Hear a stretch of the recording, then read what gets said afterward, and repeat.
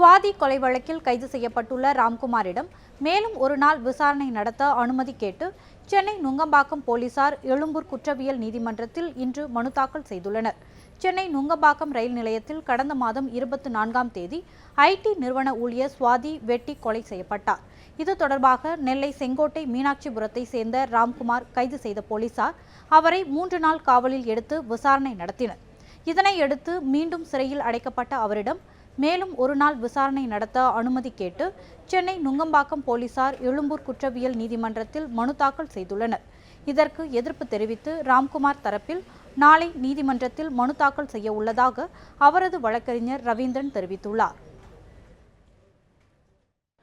ராம்குமாரை மேலும் ஒரு நாள் காவலில் வைத்து விசாரணை செய்வதற்கு இன்று சென்னை எழும்பூர் நீதிமன்றத்திலே மனு தாக்கல் செய்திருக்கிறார்கள். அந்த மனுவானது நாளை விசாரணைக்கு வர இருக்கிறது. அவரை ஏற்கனவே 3 நாட்கள் தேவையான அளவு காவலில் எடுத்து விசாரணை செய்துவிட்டதால் மேற்கொண்டு அவரை காவலில் வைத்து விசாரணை செய்வதற்கு நாங்கள் அனுமதிக்க கூடாது என நாளை அப்ஜெக்ஷன் பெட்டிஷன் தாக்கல் செய்யவிருக்கிறோம். நாளை அந்த மனு சென்னை எழும்பூர் நீதிமன்றத்தில் விசாரணைக்கு வரவிருக்கிறது.